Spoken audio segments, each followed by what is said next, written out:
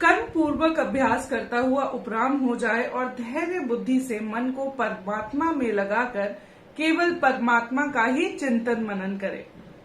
जी हाँ, अब परमात्मा का जो है चिंतन मनन करने का समय आ गया है। श्री कृष्ण गोविंद हरे मुरारी, हे नाथ नारायण वासुदेव। जी हाँ, कृष्ण जन्माष्टमी आ रही है और कृष्ण पूजा का इससे अच्छा योग क्या हो सकता है। आज बात करेंगे ज्योतिष के नजरिए से कि ऐसे कौन सा योग है जिसमें आप अपना कार्य करें तो वो सिद्ध होगा, और जानेंगे कि श्री कृष्ण की भगवत गीता में कहने वाली फिलॉसफी में और क्या क्या चीजें हैं जिसका आप पालन कर सकते हैं, या कुछ हम यूं कहें कि मिथ बस्टिंग कर सकते हैं। नमस्कार, मैं हूं ज्योतिषाचार्य श्रुति खरबंदा। अब देखें, 6 सितंबर को कृष्ण जन्माष्टमी है। दोपहर को 3:03 से लेकर 7 सितंबर को शाम 4:14 तक कृष्ण जन्माष्टमी रहेगी। 7 सितंबर को दही हांडी का उत्सव मनाया जाएगा, जबकि 6 सितंबर को कृष्ण जन्माष्टमी मनाई जाएगी। अब देखें, इससे एक जुड़ी बहुत बेहतरीन जानकारी ये भी है। बहुत लोग जिज्ञासु होंगे, हमारे इंटरनेट की जनरेशन को बहुत क्यूरियोसिटी भी रहती है। तो 5250वां जन्मदिन इसको कह रहे हैं कि कृष्ण भगवान का 5250वां ये जन्मदिन रहेगा। जी हाँ, और इसके अलावा भी अगर हम बताया जाए तो जो कृष्ण जयंती जिसको हम कहते हैं कृष्ण जयंती योग है, हिंदू कैलेंडर में भाद्रपद मास की कृष्ण पक्ष की अष्टमी तिथि को मनाया जाता है। देखिए, अष्टमी तिथि, एक तो हमारे शाम सांवले वैसे ही सांवले, ऊपर से रात्रि के समय हुए, उसके भी अष्टम पहर में जो है पूजा करी जाती है, जिसे कहते हैं निश्चित काल पूजा का मुहूर्त, उसका समय भी मैं आपको बताने वाली हूँ। अष्टमी तिथि है, पक्ष भी कृष्ण है, यानी कि जब चंद्रमा है वो धीमे धीमे अमावस्या की ओर बढ़ता हुआ है, क्योंकि अभी तो पूर्णिमा निकली है। और यह भाद्रपद मास है, यानी कि सूर्य जब सूर्य जब सिंह राशि में गोचर कर रहे होते हैं, यानी कि लियो ज़ोडिएक में रियल टाइम। तो जो स्टार गेजर्स हैं उनको बहुत मजा आएगा ये देखने के लिए कि हिंदू कैलेंडर कितना ऑथेंटिक है और रियल टाइम जो पोजीशन होती है प्लैनेट्स की, यानी कि ग्रहों की, पृथ्वी के नजरिए से जो उनकी अभी यथा जो स्थिति है उसको देखते हुए हमारी जो है तिथियां तय होती हैं। अब इसमें ये एक इतना अच्छा योग बनाता है, लेकिन योग जानने से पहले जो है मैं आपको ये भी बता दूं कि भगवत गीता के बारे में। देखिए, भगवत गीता एक ना ही सिर्फ एक पूजनीय ग्रंथ है, लेकिन ये एक ऐसी किताब है जो मुझे लगता है कि आज की तारीख में हर युवा को, हर इंसान जो पढ़ लिख सकता है उसको ये किताब जरूर पढ़नी चाहिए, क्योंकि जिंदगी में ना आपको बैलेंस रहने की बहुत सारी टिप्स इसमें मिल जाती हैं। और जब मैं इसके इंडेक्स की बात करती हूँ तो देखिए, ईश्वर की कृपा देखिए कि कितना सरल है उसे पाना, जिसको हमने कितना कठिन और कितना जटिल बना दिया है।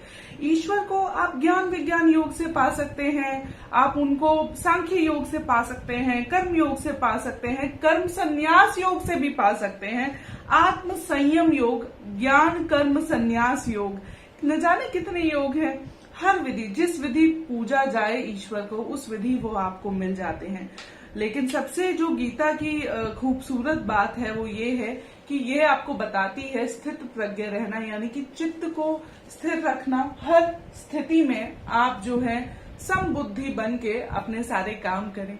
अब कृष्ण जन्माष्टमी की जो रात है 11:57 से लेके 12:42, जो कि 7 सितंबर रात को लग जाएगा, वो निश्चित काल पूजा का समय है।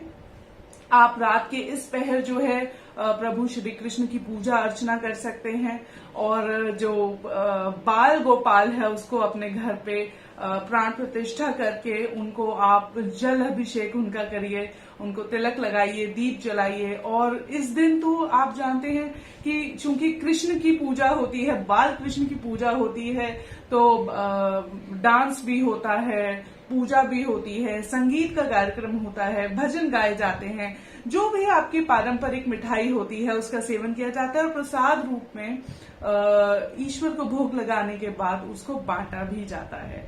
और योगियों के लिए तो कहते हैं ना, जैसे आम लोगों के लिए ये पूजा का समय है, योगियों के लिए तो ये फुल टाइम सेलिब्रेशन है। क्यों? क्योंकि व्रत रख सकते हैं। आत्म संयम योग की जब हम बात करते हैं तो कर्म संन्यास योग की बात करते हैं, कर्म योग की बात करते हैं, तो वो कैसे पूर्ण हो सकता है बिना खुद को संबुद्धि किए और इंद्रियों को नियंत्रण में किए, यानी कि विल पावर स्ट्रॉन्ग किए बिना।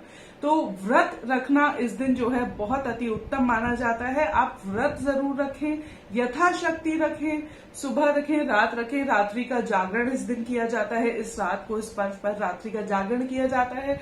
देखिए, आपको विल पावर स्ट्रॉन्ग करनी होती है। जब आपकी विल पावर स्ट्रॉन्ग होती है, यानी कि आप अपने इंद्रियों के विरुद्ध जाकर कोई काम करते हैं, शरीर की नेचुरल कॉल होती है ना, भूख लगना, सोना, लेकिन अगर हम उसी को पूरी करते करते अपना जीवन जो है व्यतीत करने लगे, तो फिर तो धीरे धीरे आप आसक्ति की ओर बढ़ते जाते हैं और कुकर्मों में जिसे कहें लिप्त होने लगते हैं।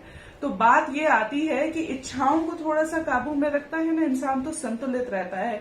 और देखिए, वैष्णव परंपरा में ये भी माना भी जाता है कि संतुलन ही जीवन का सबसे बड़ा योग है। ईश्वर को पाने का सबसे सरल मार्ग जो है वो संयम है और संतुलन को बनाए रखने का है। तो अब मैंने आपको पूजा का समय भी बता दिया है कि रात को 11:57 से 12:42 तक पूजा का जो मुहूर्त है, कृष्ण जन्म जिसे कहेंगे 6 सितंबर की रात को, वो होगा। आप पूजा करिए, अर्चना करिए, कृष्ण को जिस विधि आप चाहें उस विधि उनकी जो है उनसे प्रार्थना करिए, पूजा करिएगा। उसके अलावा देखिए, ज्योतिष के नजरिए से भी ना इस साल जो है वैसे तो हमेशा ही ऐसा होता है, चंद्रमा रोहिणी नक्षत्र में होते हैं, लेकिन इस बार जो ग्रहों का संयोग बना है वो ऐसा माने कि केंद्र में ही गुरु है, केंद्र में ही शुक्र है कालपुरुष की कुंडली में, और यह सबसे अच्छा योग है। सारी रात सर्वार्थ सिद्धि योग भी रहेगा।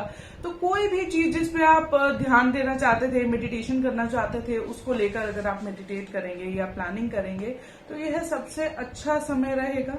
पूजा, प्रार्थना आप जो चाहे कर सकते हैं। अपना विश्वास जो है एक ऐसी शक्ति है जो उखड़ती हुई सांसों में भी जान डाल दे और फिर से जिंदगी आपके अंदर भर दे। तो विश्वास को अटूट बनाए रखने की यह रात्रि है, सर्वार्थ सिद्धि योग है। तो इससे अच्छा पूजा करने का क्या समय हो सकता है कि आप गीता का पाठ करें, आप भागवत पुराण का पाठ करें, जैसी आपकी यथाशक्ति हो वैसे पूजा करें और व्रत जरूर रखें। देखिए, व्रत से जब मन संयमित रहता है तो और भी बहुत चीजें हम पा सकते हैं। और ये जो योग है ये धन से जुड़ा हुआ बहुत ही लाभ वाला योग भी ग्रहों के अनुसार ये बना हुआ है। तो आपकी कोई भी इच्छा थी वो ईश्वर से प्रार्थना करने से हो सकता है वो पूरी हो जाए, लेकिन आपको आसक्ति नहीं रखनी है, कर्म पूरा करना है और कर्म करते जाइए।